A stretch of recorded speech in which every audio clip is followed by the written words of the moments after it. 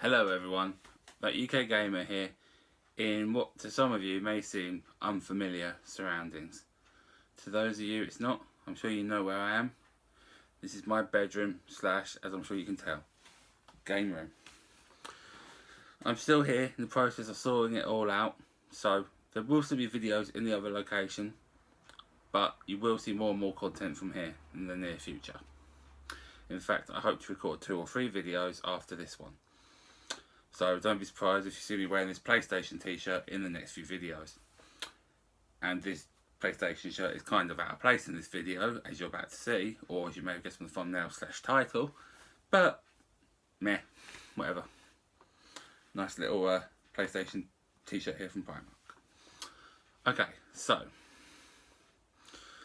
just give you a little quick insight. We have Gamecube games, Master System.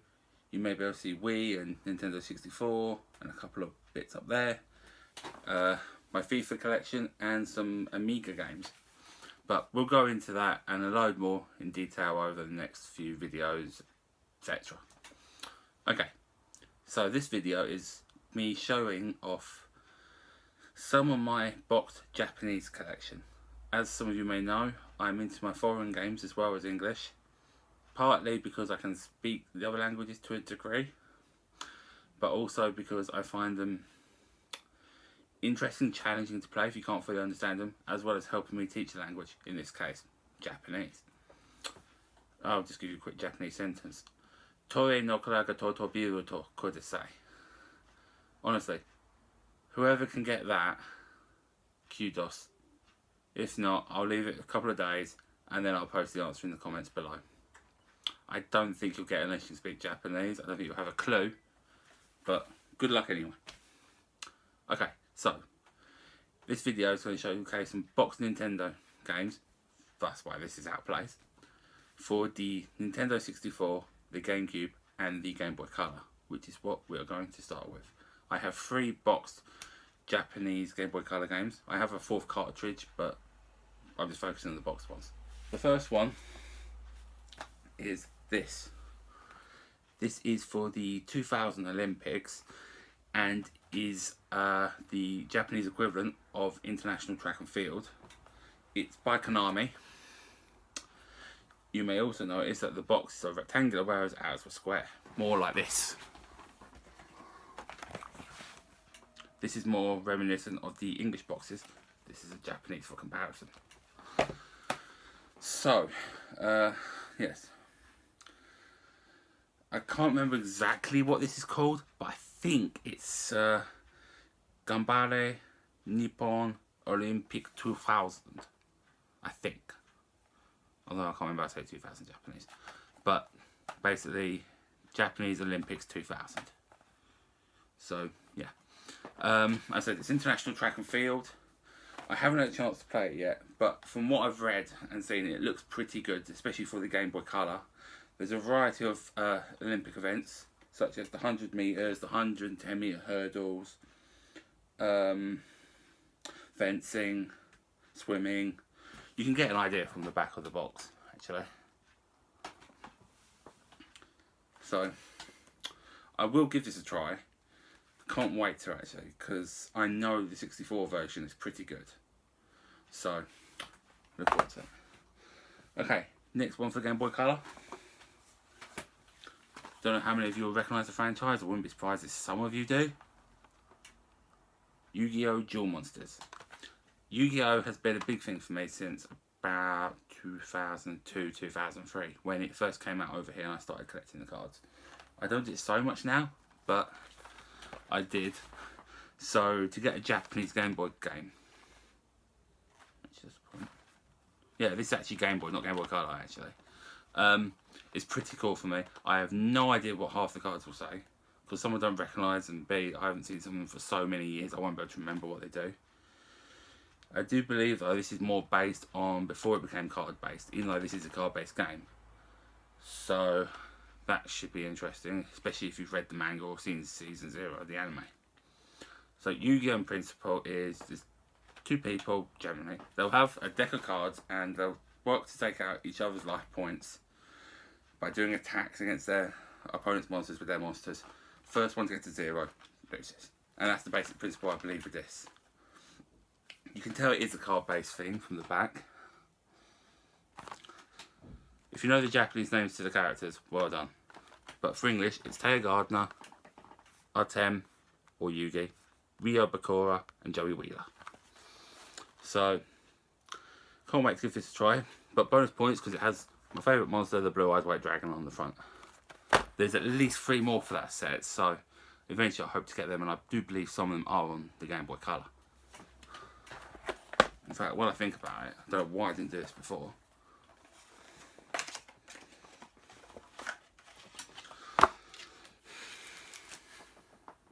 There's the Olympic one. Complete with a nice little card insert.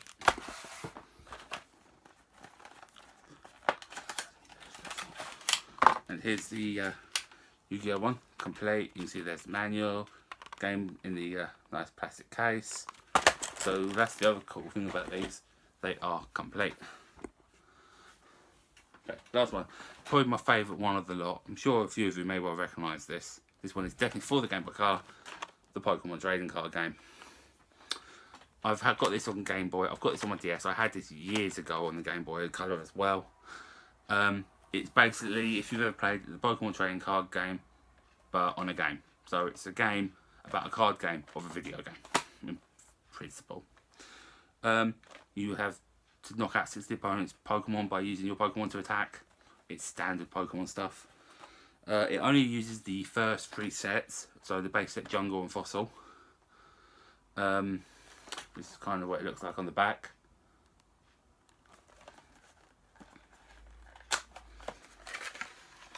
It's complete. Oops.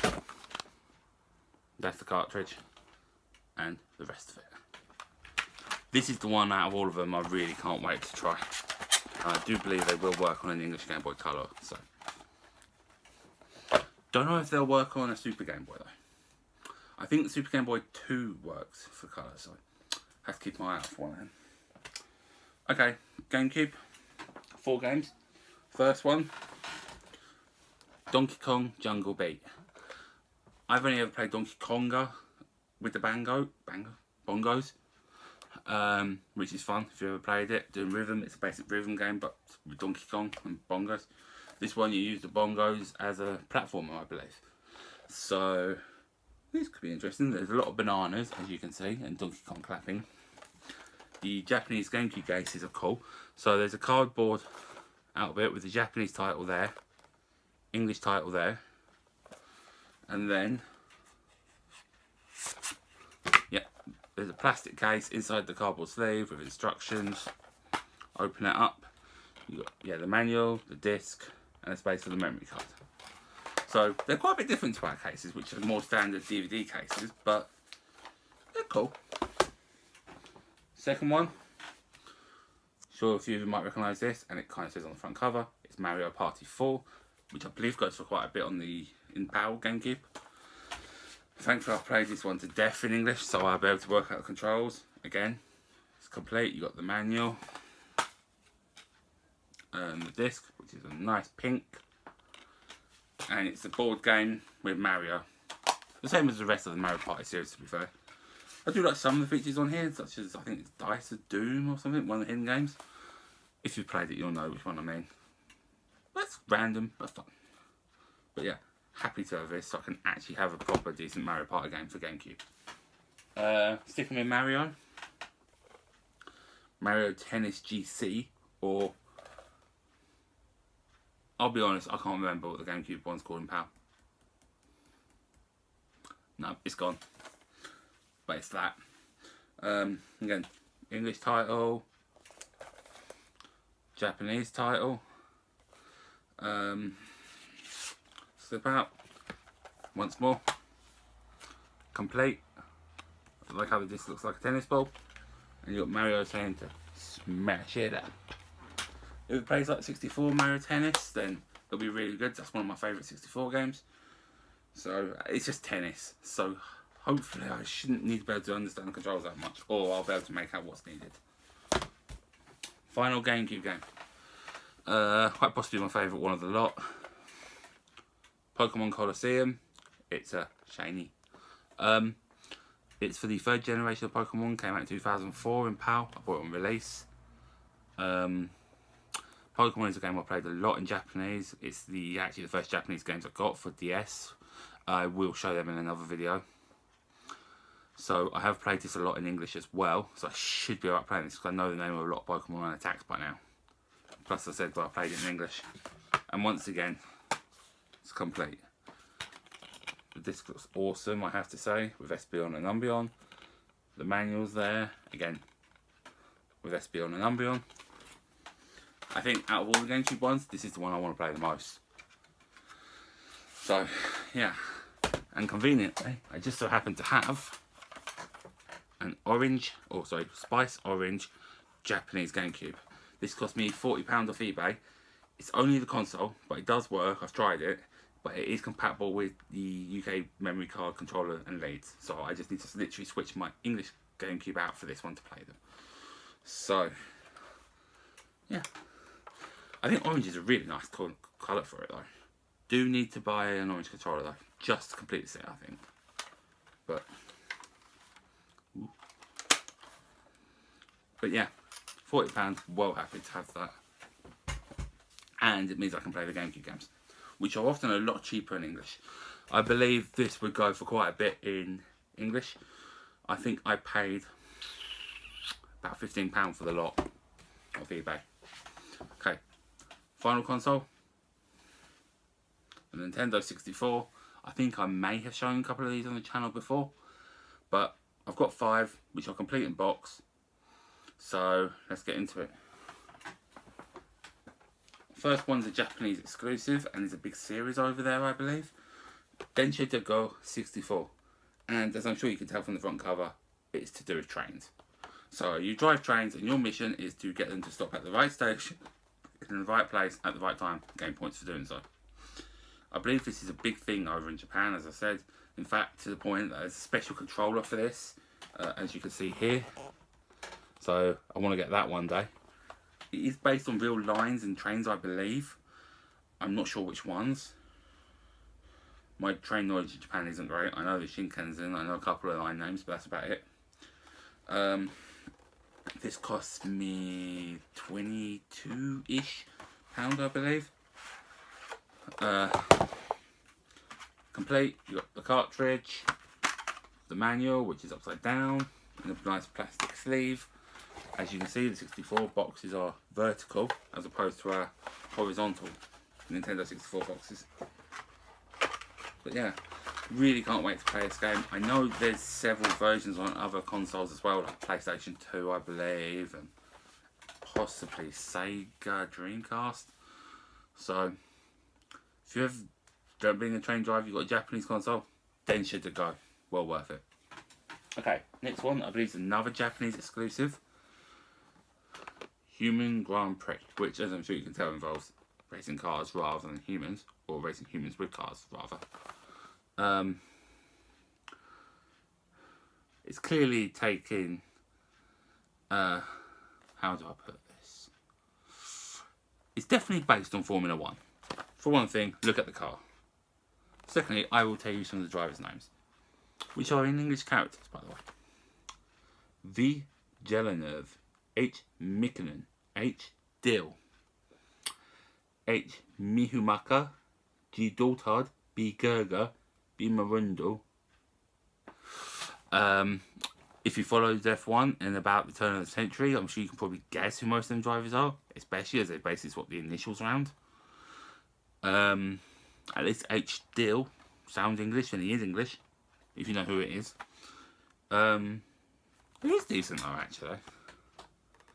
I like my F1. I've got, I think, every F1 game on the 64 in English, as well as on PlayStation 2, Dreamcast, etc. So I would like to give this one a try, see how it compares. It's made by, funnily enough, Human Entertainment, thus the title Human Grand Prix. My only thing is, I believe it's one player. It does also say it's for sale and use in Japan only, so that's kind of gone wrong. But yeah, it's from 1997, so Densha de Go out of interest. I think it's blocked off by a sticker, so I can't tell you. 3 more. This one might look a little bit familiar. Yeah, I have the Nintendo 64 version as well. The Ganbare Nippon Olympic 2000. Now, it is complete, as you can tell from the box. Only problem is, and I believe this is the case for the other two, there's no cartridge. That's because I didn't think about this, and they're actually up there somewhere. Over there somewhere.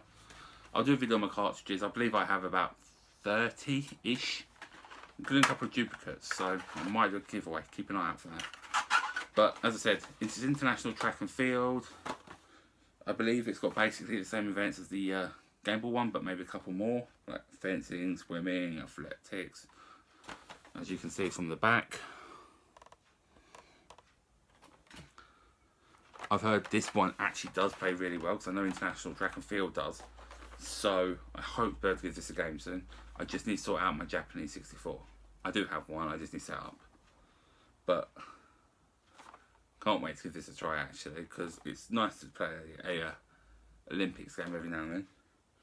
One thing you may notice is that they all seem to be Japanese, even with the name tags on the front. So yeah, and it's done by authorised by the Japanese Olympic Committee. So there you go. 2 left. Now this one, if you follow 64 or a specific franchise, you're going to recognise this game straight off. Yep, Shadows of the Empire. Really good Star Wars game. I've played the English one quite a lot, even if I do get stuck against a stupid ATST in the hangar. Still fun. Hard. But yeah, managed to pick up this Japanese copy, box complete. In pretty good nick as well, to be fair. For, I believe, about £7 off Amazon. About a year and a half ago. Again, it's complete. Minus the cartridge, which is up there again. One day I will show you them, I promise. It's Star Wars. It's 64. I had to have it. I know what the game's like as well, so thankfully I can read it as well, or I know what to do. As I said, despite it being hard, or at least me finding it hard. Yeah.